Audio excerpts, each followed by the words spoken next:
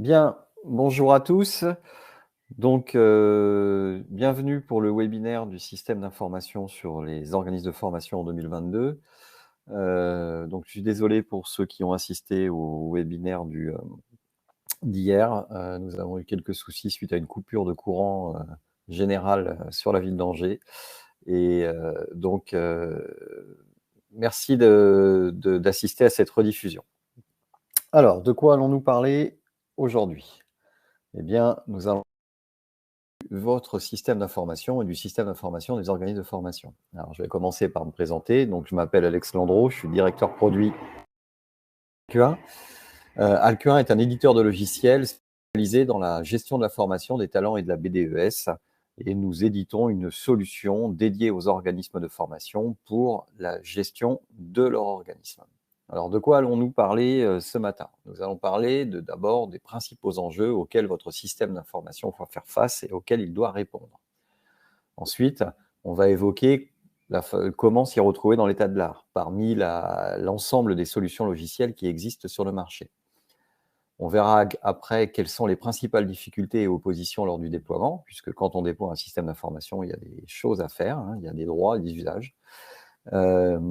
Quelle méthode pour réussir le projet, puisque on verra que ça induit pas mal de changements, et quelle solution pour votre SI, et je vous présenterai la solution Alcuin, qui a une solution pour répondre à ces enjeux de système d'information. Alors, quels sont les principaux enjeux auxquels votre SI doit répondre? Alors déjà, quand on parle de système d'information, il faut savoir de quoi on parle. En fait, un système d'information, ce n'est pas un seul et unique logiciel. C'est souvent un ensemble de logiciels interconnectés les uns avec les autres. Et souvent, ils sont articulés autour d'un progiciel central qu'on appelle communément un ERP, et qui, lui, va centraliser les processus de gestion et qui va communiquer en entrée-sortie avec les autres logiciels. Alors, quand on parle des autres logiciels, c'est plutôt un ensemble d'applicatifs qui sont, par exemple, votre site web, hein, puisqu'il va falloir communiquer l'offre sur le site web. C'est également le portail client, hein. C'est également, donc, pour toute la relation client, c'est souvent la finance, la comptabilité pour les achats, les factures, la paie pour récupérer les informations des collaborateurs et de l'organisation, les identités pour avoir une identification unique et éviter que les utilisateurs cumulent les mots de passe. Ça peut être évidemment la pédagogie avec l'e-learning, la LMS, classe virtuelle, vos outils de tutorat ou d'évaluation. Ça peut être des outils métiers qui sont des logiciels ou des applicatifs dédiés à des formations particulières que vous faites, hein, comme certaines habilitations, je pense au CACES évidemment, et qui vous servent pour vos activités quotidiennes. Bref, tout ça, tout ce petit monde doit communiquer. Et donc, un système d'information, c'est un ensemble d'applicatifs interconnectés les uns avec les autres. Alors, à quels enjeux il doit répondre? Il doit répondre à des enjeux métiers, des enjeux, donc des attentes des collaborateurs, donc des utilisateurs, et puis des attentes des DSI, donc des attentes opérationnelles et également des attentes techniques.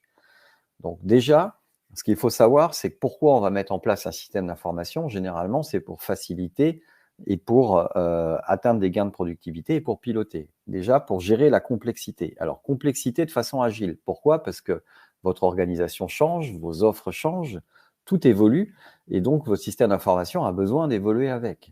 Donc, vous avez une organisation. Généralement, vous êtes un centre de formation avec plusieurs sites ou même plusieurs entités juridiques, si vous êtes un réseau d'organismes de formation, ou ne serait-ce plusieurs entités juridiques en fonction de vous facturer. Par exemple, une association pour l'apprentissage et puis une SAS pour toute la formation continue.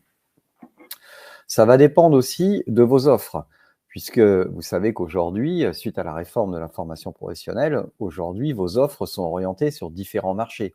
Donc, vous avez des formations courtes, vous avez des formations longues, vous avez de l'alternance, vous dispensez des formations en blended learning, maintenant en AFEST, vous avez également des prestations. Bref, votre offre est de plus en plus complète et de plus en plus complexe. Elle est adaptée et tournée vers vos marchés. Et donc, vous avez besoin d'un système d'information capable de pouvoir renseigner vos offres aujourd'hui, mais aussi vos offres de demain. La production est de plus en plus aujourd'hui aussi à optimiser. Donc, vous produisez vos formations, les prestations soit bien sûr à date fixe comme vous faites habituel, mais aujourd'hui vous avez la possibilité de le faire en entrée-sortie permanente. Vous avez, par la réforme, vous avez la possibilité d'individualiser les parcours, et donc vous allez aussi rechercher de la mutualisation pour des optimisations de coûts. Bref, une production de plus en plus complexe là aussi, et donc vous avez besoin également d'un système d'information vous permettant de mettre en œuvre la production optimisée que vous souhaitez mettre en place. Et puis vous avez une gestion de ressources internes, externes, que vous devez également optimiser. Bref, aujourd'hui, un système d'information doit répondre à cet enjeu de complexité et de façon agile, puisque ce sont que des choses qui évoluent dans le temps. Alors après, ce qu'on attend essentiellement aussi d'un système d'information, c'est de fiabiliser les processus et la gestion. Donc, un seul outil pour tous les types de parcours clients dans le respect de Calliope. Donc, les parcours clients, c'est que vous avez des commandes publiques, vous avez des commandes privées, vous avez de l'apprentissage. En fait, il faut que tout le monde puisse fonctionner de la même façon et que vous ayez qu'un seul outil pour gérer, quelle que soit l'activité que vous allez mettre en place, vous avez un seul outil pour gérer tout ça. Ensuite, l'harmonisation des pratiques dans tous les centres de l'organisation. Si vous avez un organisme de formation qui est en réseau, il faut vous assurer que tout le monde fonctionne de la même façon et que tout le monde ait les mêmes pratiques et qu'il n'y ait pas des pratiques qui se font d'une manière locale, qui font de la surqualité en fait par rapport aux exigences. Dématérialisation et simplification du circuit. Donc un système d'information, on est avant tout dans de l'informatique, donc on va essayer de mettre en place ce qu'on appelle des workflows, des circuits d'information pour pouvoir circuler de façon la plus fluide possible l'information et qu'elle soit dématérialisée le plus possible. C'est-à-dire que vous puissiez interagir avec l'ensemble en interne et aussi vers l'extérieur par un système d'information pour éviter les ressaisies, les transferts d'informations par email, etc., etc. Automatisation des calculs, facilitation des actes de gestion quotidienne. On est encore dans de l'informatique, il faut que l'informatique vous aide. Vous savez qu'en formation, le calcul des prix-ventes est de plus en plus complexe, les financements, les conditions générales de vente à appliquer, etc., etc., les tâches administratives que vous devez faire. Donc, il faut que l'outil soit extrêmement facilitateur de tout ça. Et enfin, ce qu'on attend du système d'information en termes de fiabilisation, c'est tout le système d'alerte et de pilotage que l'outil doit produire. Donc des alertes, vous dire attention, vous êtes en retard sur ces sujets, attention, il y a ces tâches-là à réaliser, attention, vous avez planifié cette formation aujourd'hui, mais il n'y a toujours pas de salle qui est affectée, etc. Le pilotage, un outil qui vous sert à voir si vos process sont bien, fonctionnent correctement, et et vous puissiez mettre en place ce qu'on appelle l'amélioration continue. Enfin, doit répondre aussi à des enjeux techniques, bien sûr, parce qu'un système d'information, donc il doit s'intégrer dans le système d'information. Quand on met en place un logiciel, que ce soit l'ERP qui est central ou que ce soit une des pièces du puzzle associé, eh bien, il faut qu'il puisse s'intégrer correctement au système d'information. Donc, s'assurer déjà qu'il puisse s'interfacer en entrée-sortie avec l'ensemble des autres pièces, des autres briques du système d'information. Et l'interfaçage, il doit être synchrone et asynchrone. Synchrone, ça veut dire j'ai besoin de temps réel. Asynchrone, ça veut dire que ça peut se faire en transfert une fois par jour, par exemple. Un exemple, votre site web, l'offre, elle évolue, mais elle évolue quand même pas à toutes les heures. Donc, on peut transmettre l'offre. Et l'offre, c'est donc vos produits et les sessions de ces produits sur votre site web une fois par jour. Par contre, quand on consulte la session sur le site web et qu'on veut s'inscrire, on a besoin de savoir s'il y a des places disponibles. Donc là, c'est en temps réel, par contre. Donc, vous voyez, et donc, on a besoin de ces informations. Donc, il faut s'assurer que votre système puisse assurer des transferts synchrones et asynchrones avec l'ensemble des composants du SI. Reprise des données vivantes, ça c'est très important également, il faut que l'outil puisse reprendre les données. C'est-à-dire quand vous allez vous mettre en place l'outil dans votre architecture, eh bien, vous allez le faire à une période de l'année où vous avez peut-être commencé des activités. Donc, il faut que ces activités soient reprises dans le nouveau système pour qu'elles puissent être continuées dans le nouveau système. Donc, tout ça, ça nécessite également une architecture logicielle qui puisse permettre de le faire. Sécuriser les données et appliquer la RGPD, ça c'est très important, puisque ça aujourd'hui la RGPD c'est assez essentiel, c'est une exigence qui est attendue Et donc, il faut que votre outil puisse respecter la RGPD. Maintenir le réglementaire, on est dans un monde qui évolue, hein, la réforme de la formation professionnelle, la dernière était extrêmement structurelle et a apporté énormément de changements. Il y en a une, enfin des réformes de formation, il y en a tous les 2-3 ans, et tous les 10 ans, il y en a une qui est extrêmement structurelle. Donc, il faut vous assurer que votre système d'information puisse continuer à évoluer. Maintenir le réglementaire, donc c'est essentiel. Garantir la continuité de service, ça, quand on met en place un système d'information, vous devez vous assurer qu'il soit, pendant toutes les heures ouvrables, toujours accessible par les utilisateurs et toujours performant. Sécuriser le changement, proposer des processus standards. Ça veut dire que l'application, il ne faut surtout pas tomber dans du spécifique, surtout quand c'est du réglementaire. L'application doit vous proposer des processus en standard que vous pouvez mettre en place directement, pratiquement sur étagère. Par contre, il y a toujours un contexte. Ces processus vont toujours évoluer dans un contexte particulier qui est lié à votre activité, votre culture, votre organisation.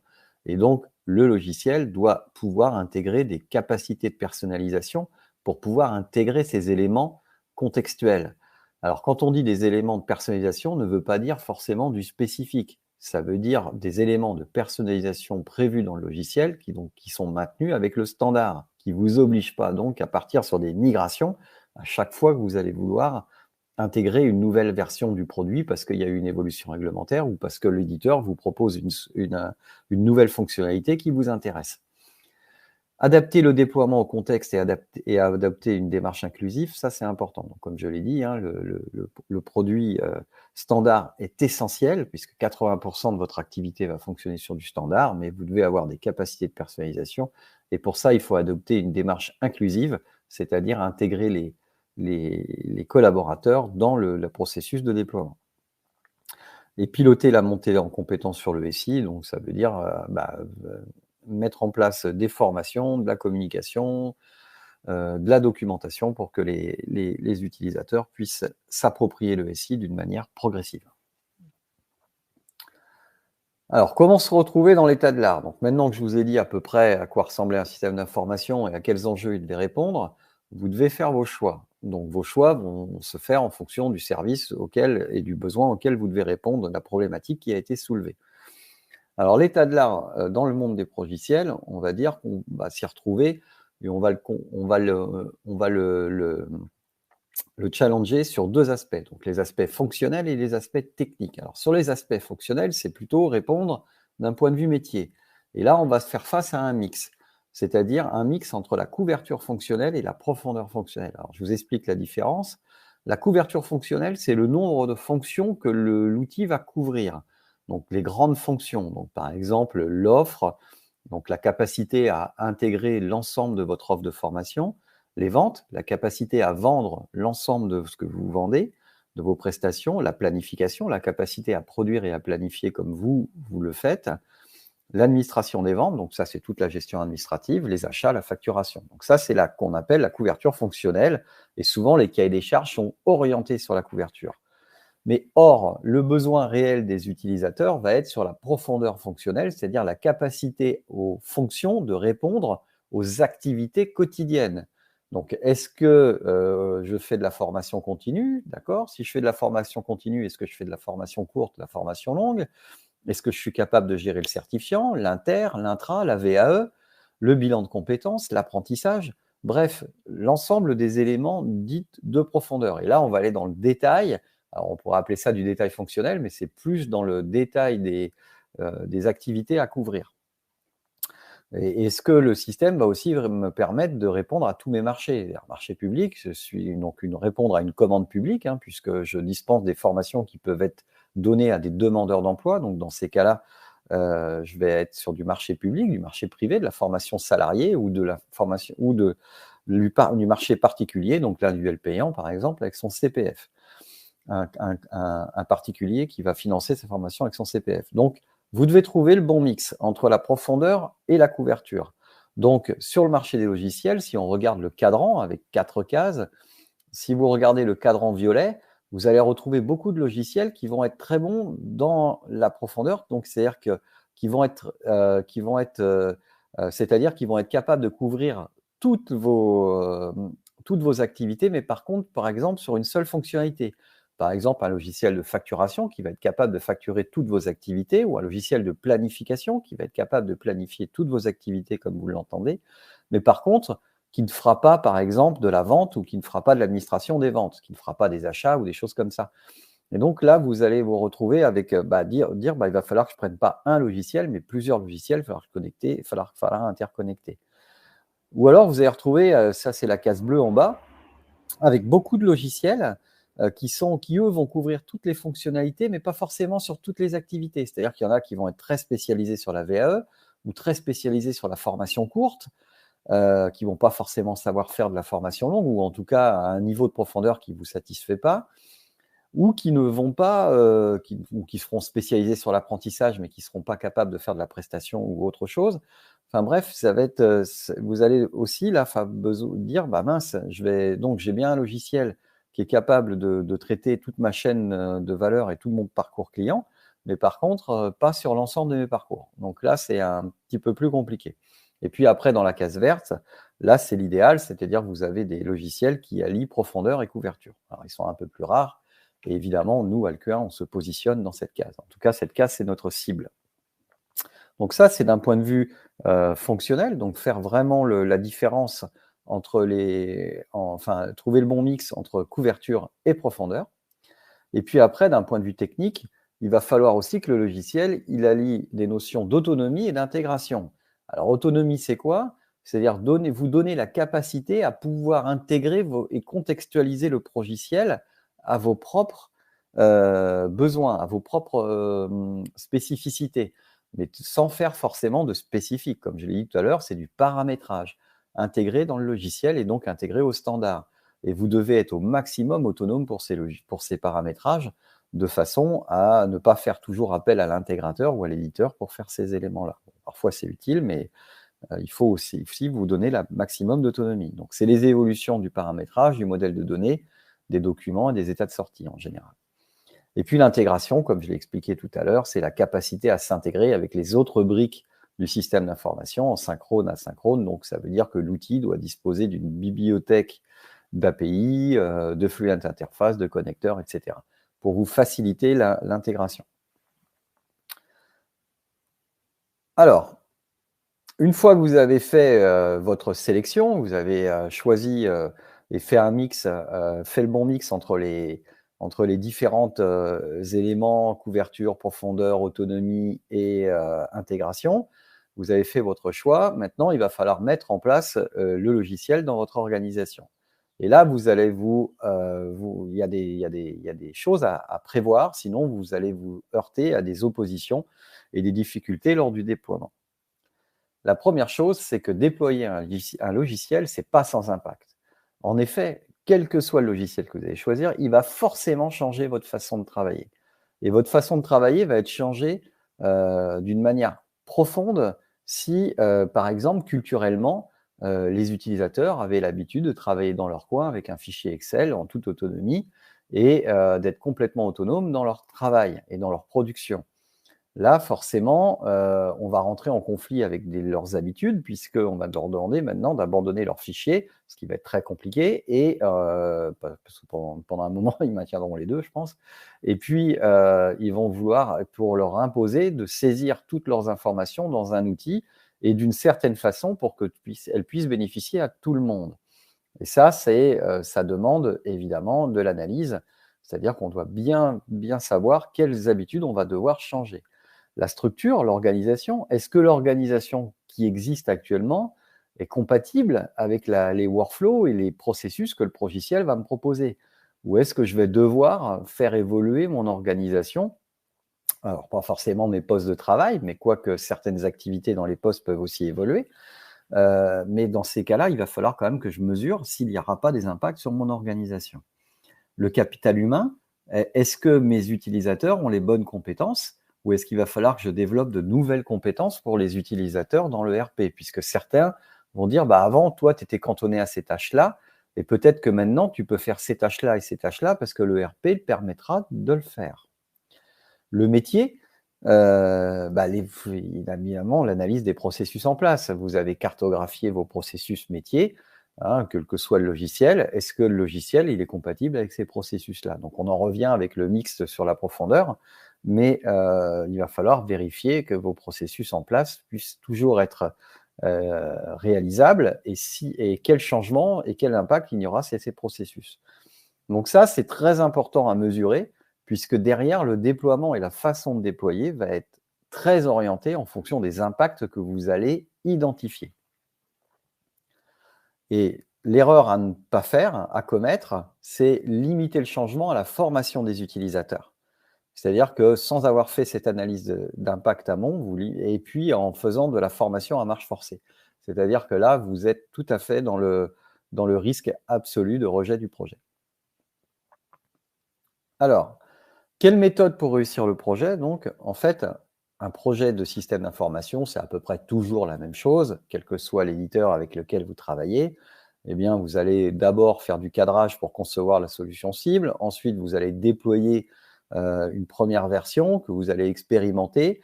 Et suite à cette expérimentation, vous allez la généraliser dans votre réseau. Et ensuite, derrière, vous allez être en maintenance.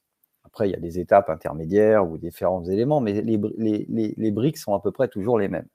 Mais en parallèle de ce projet-ci, il va falloir mettre en place un projet de conduite du changement, hein, dans lequel la communication est le ciment. C'est-à-dire qu'un projet de conduite de changement, c'est essentiellement de la communication. En fonction des impacts, en fonction des habitudes, c'est l'accompagnement aux utilisateurs dans les modes opératoires, leurs nouveaux modes opératoires qu'ils vont devoir mettre en place, dans la nouvelle organisation à mettre en place, etc. etc. Donc en fait, c'est les conséquences des impacts qu'on a analysés précédemment et qu'on va réfléchir étape par étape et qu'on va accompagner essentiellement par de la communication. Et ça, c'est très, très important. Voilà. Alors maintenant, quelle solution pour votre système d'information? Alors, je vais vous en montrer un exemple. Évidemment, je vais vous montrer le RP Alcuin. Alors, je ne vais pas vous faire une démonstration complète, puisque là, évidemment, on n'a pas le temps dans le cadre de ce webinaire, puis ce n'est pas forcément l'objet, mais je vais vous montrer quand même quelques éléments d'information.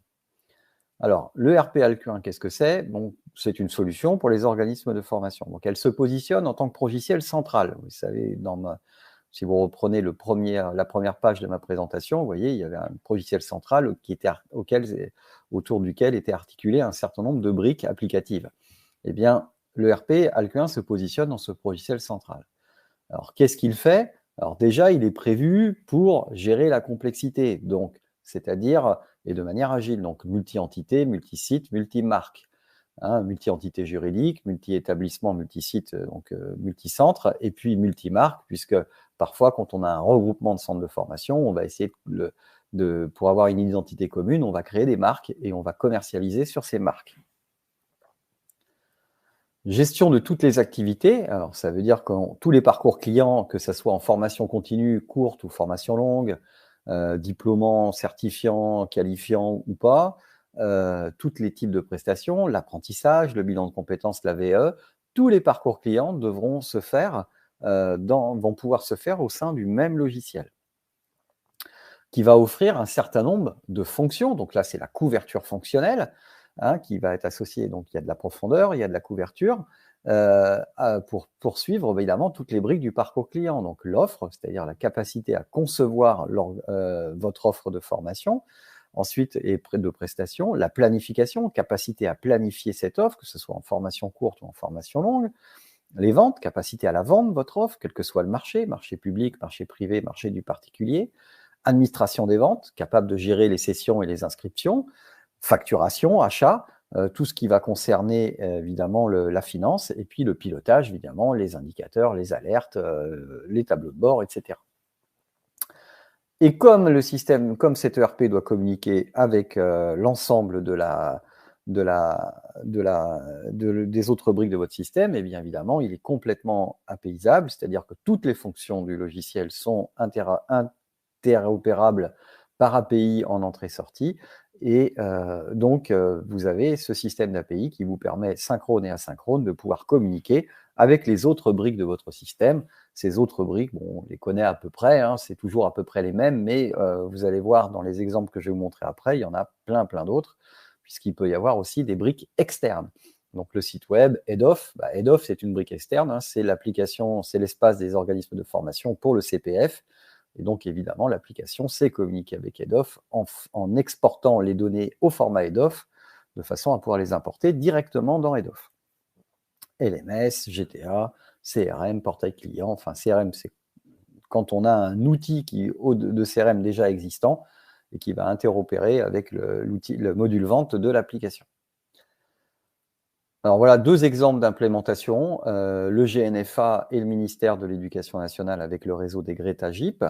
Hein, donc c'est des gros volumes, hein, 40 000 stagiaires, 450 collaborateurs pour le GNFA, 500 000 bénéficiaires, donc des stagiaires pour le ministère, avec 40 000 formateurs et personnel administratif, 117 établissements, 117 organismes de formation pour le ministère et 19 centres de formation pour le GNFA, avec un certain nombre d'interfaces, hein, vous voyez, 31 dans le ministère, 22 pour le GNFA, avec des éléments internes et puis des éléments externes, par exemple pour le Sirène, pour le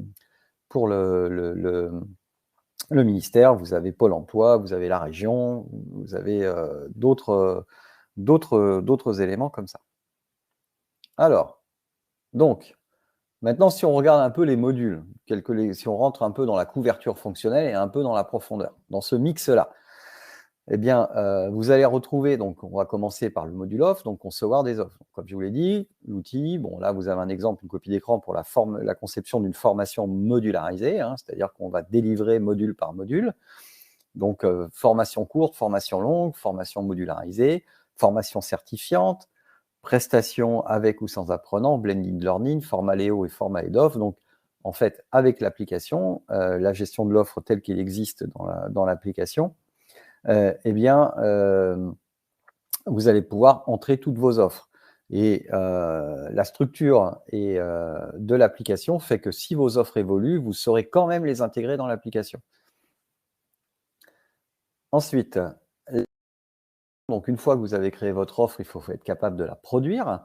Donc la planification que nous proposons, c'est une planification graphique avec des vues agenda et des vues planning, dont la substantifique moelle, si je peux dire, c'est de rechercher des créneaux disponibles. C'est-à-dire, c'est vraiment la contrainte et les créneaux disponibles. Donc, le système fait que quand est-ce que je dois planifier ma session, quand est-ce que je peux la planifier, et une fois que je l'ai planifiée, quelles ressources peut affecter en fonction de leur disponibilité, par rapport aussi à leurs agréments. Donc, évidemment, on va rechercher tout ça. Donc, c'est graphique, on gère les sessions courtes, les sessions longues. Le mode séminaire, c'est-à-dire je planifie 3 jours consécutifs dans une salle avec 2 intervenants différents, par exemple, ou le mode linéaire, je fais une planification type formation initiale, donc en mode hebdomadaire, un emploi du temps hebdomadaire qui peut varier d'une semaine à l'autre, ou que je réplique toutes les semaines pendant 6 mois, par exemple. Gérer les contraintes, donc les contraintes logistiques, les contraintes des intervenants. Moi, je travaille jamais le mardi après-midi, où je suis libre pour cet organisme de formation que le jeudi. Et puis, les contraintes logistiques, quand je réserve un équipement, ce matériel ne peut pas être réservé juste après la formation, puisqu'il y a du reconditionnement ou du transport pour qu'il soit ensuite réexpédié. La recherche de créneaux disponibles, la mutualisation des séances. Hein, aujourd'hui, dans l'optimisation de la production, vous allez également rechercher à optimiser, c'est-à-dire qu'à mutualiser dans la même salle des apprenants qui viennent de sources différentes, mais qui vont suivre le même enseignement. Le module vente, donc là capable évidemment de gérer opportunité, devis, commande, hein, tout le cycle de commercial, de toute votre offre, qu'elle soit produite en inter ou en intra, en formation courte, en formation longue, en apprentissage, en formation continue, en VAE, etc., sur toutes vos activités, sur étagère ou à la carte, c'est-à-dire que vous prenez des prix, vous prenez le module sur étagère ou le parcours, mais vous êtes capable de concevoir des parcours à la carte. Vous calculez les prix de vente, donc avec un système de pondération de prix qui permet de calculer le prix de vente en fonction de caractéristiques de l'apprenant ou caractéristiques du client, etc. Hein, vous savez qu'aujourd'hui, en formation, eh bien, un peu comme dans un avion ou dans un TGV où deux passagers n'ont pas payé leur billet de la même façon, Eh bien, en formation, on va aussi dans ce sens-là. Alors, ce n'est pas du yield management, mais c'est vraiment de la gestion commerciale, c'est-à-dire qu'on va mettre en place des systèmes tarifaires qui vont être progressifs ou évolutifs en fonction de gestes commerciaux ou de remplissage des sessions, par exemple. Les accords commerciaux. Accords commerciaux, c'est tous les contrats cadres que vous pouvez avoir, soit dans le cadre d'un marché public que vous avez gagné, soit dans le cadre d'un accord avec une grande entreprise sur un ensemble d'éléments pour avoir un prix et des conditions générales de vente et puis un financement particulier. Des interactions, par exemple, on a une interaction avec la base Sirène, ça vous savez que pour créer une entreprise, donc il suffit simplement de rentrer un numéro de SIRET et on rapatrie l'ensemble des informations de l'entreprise. Donc ça, c'est extrêmement utile et pour garantir surtout l'intégrité et les données qui sont justes. L'édition, l'envoi de documents, donc évidemment, dans tout ce qui est devis. Donc une fois qu'on a enregistré des commandes, eh ben, il va falloir les administrer, hein. Donc la gestion administrative, vous savez, de la formation, c'est avant, après, pendant et après la formation. Donc avant, on va éditer les conventions, on va gérer les avenants si jamais il y a des changements contractuels, on va identifier et individualiser les parcours de formation, puisque j'ai pris, je rentre dans cette formation-là, certes, mais j'ai un positionnement qui va nécessiter du renforcement dans certaines matières, dans certains cours, dans certains modules, ou de l'allègement. Je vais devoir être convoqué, je vais devoir gérer l'assiduité, bien sûr, et des CGV, donc l'assiduité qui peut être fait par un outil tiers, par exemple un outil d'émargement électronique. Donc j'aurai des conditions générales de vente ensuite qui vont moduler le montant de ma formation en fonction de mes présences et de mes absences. Le surbooking, liste d'attente, remplacement, abandon, annulation, tout ce qui est la vie d'une inscription. L'optimisation du remplissage des sessions, ça c'est très important, c'est-à-dire qu'à un moment donné, il va falloir que j'être sûr que que ma session soit rentable et que je puisse la produire pour la maintenir. Donc toutes ces fonctions-là vont vous permettre d'administrer et puis toujours des indicateurs qui vous permettent de savoir si c'est fait, pas fait, etc. Les achats, bah oui, quand vous faites de la formation, vous allez facturer les apprenants, ça c'est sûr, hein, facturer les apprenants ou les commanditaires, en tout cas, que ce soit l'apprenant, son employeur ou un financeur. Mais par contre, vous allez aussi acheter, donc vous allez devoir acheter. Donc soit si vous allez utiliser vos personnels permanents, ou soit vous allez utiliser des personnels externes ou des personnels vacataires. Enfin vacataires, c'est-à-dire plutôt contractuels. Et donc là, dans ces cas-là, vous allez devoir gérer les commandes, hein, donc gérer les statuts des intervenants, puisqu'un intervenant peut intervenir dans une formation avec un statut et puis dans une autre avec un autre. Vous allez gérer les limites d'intervention, hein, quand c'est un contractuel. Vous savez que si au-delà d'un certain nombre d'heures, son CDD se transforme en CDI, donc il faut bien piloter ces limites-là, surtout si l'intervenant il intervient dans différents établissements de votre réseau. Donc les achats, bien sûr, pédagogie et hors pédagogie, hein. Donc achat pédagogique, ça va être du planifiable comme le face-à-face, mais du non planifiable comme de la correction de copie ou d'autres éléments. Et puis le hors pédagogie, c'est toutes les prestations que vous allez pouvoir refacturer aussi. C'est par exemple, c'est un peu comme le low cost dans un avion, c'est-à-dire vous choisissez les prestations que vous prenez. Donc j'achète, oui, je prends de la formation. Et avec la formation, il y a le petit déjeuner, il y a la pause, il y a le repas, il peut y avoir d'autres éléments. Le lien avec la planification, forcément, puisque qui dit face-à-face pédagogique et intervention, donc le nombre d'heures est piloté avec la planif, donc il faut un lien très fort. Le périmètre d'intervention, donc pour quelle action, quel enseignement il peut intervenir, il a l'agrément pour le faire et sur quel établissement.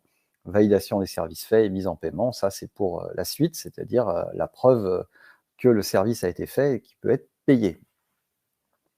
Donc ça, c'est des achats assez classiques en formation. La facturation aussi des apprenants avec ses particularités de facturation de formation, c'est-à-dire vous devez être capable de facturer un peu comme vous voulez, avec des règles qui sont propres, qui vous sont propres, Et puis, en gérant bien sûr des contraintes de facturation, c'est-à-dire, vous ne pouvez pas facturer tant que vous n'avez pas, par exemple, enregistré les présences, saisi, un numéro de prise en charge, ou, un bon de commande client parce qu'il l'exige sur la facture et ça vous évitera d'avoir des avoirs, et cetera. Intégrer des axes analytiques pour qu'ensuite derrière votre compta, puisse, faire du puisse faire les regroupements et et heu et le pilotage implémenté, les acomptes de factures, bien sûr, et factures d'acompte, avoir total et partiel avec refacturation, encaissement et relance, donc des fonctions classiques liées à la facturation. Et puis enfin, il faut que tout votre logiciel il puisse être piloté, c'est-à-dire qu'il puisse, vous puissiez bénéficier de tableaux de bord. Alors dans le l'ERP, il y a tout un tas de tableaux de bord, hein, et dont les principes. Bon, voilà, un exemple à l'écran, c'est un tableau de bord d'alerte pour le gestionnaire de suivi d'administration des ventes qui lui dit, bah voilà, vous avez 4 nouvelles commandes à contractualiser, c'est-à-dire pour lesquelles vous n'avez pas établi de convention. Et dans les conventions à traiter, vous avez 13 conventions à traiter, dont un avenant à envoyer ou en attente de signature, etc. Puis vous avez des conventions en alerte. Par exemple, il y en a une qui doit être renvoyée et rééditée parce qu'il le système a détecté qu'il y avait eu un changement qui nécessitait un avenant. Donc, vous avez des sessions à confirmer, du surbooking à traiter, des présences à attester, des listes d'attente, des apprenants à convoquer, bref, tout ce qui fait la vie d'un gestionnaire. Donc le système d'alerte, c'est comme une to-do list, vous avez juste à cliquer sur la case, ça vous renvoie vers les informations à traiter et vous avez après des boutons qui vous permettent de fonctionner en masse ou en individuel. Voilà. Donc, on a tout un système. Il faut savoir que toutes les listes aussi sont Excel-like, c'est-à-dire vous pouvez les filtrer dans tous les sens, les exporter. Vous avez un certain nombre de rapports sur étagère. Voilà. Donc, voilà pour la présentation, hein. J'ai essayé de faire quelque chose d'assez exhaustif. Et donc, sur lequel vous pouvez retrouver. Alors bien sûr, vous pouvez nous contacter si vous voulez de plus en plus d'informations, à la fois sur le webinaire qui s'est déroulé ou sur notre logiciel. Nous serons ravis de répondre à vos questions. Vous allez pouvoir télécharger le document et puis retrouver notre site internet, nos fiches pratiques et nos articles, si vous voulez en savoir un petit peu plus sur ce que l'on fait. Voilà, je vous souhaite à tous une très très bonne journée et je vous remercie de votre attention. À très bientôt, j'espère. Au revoir.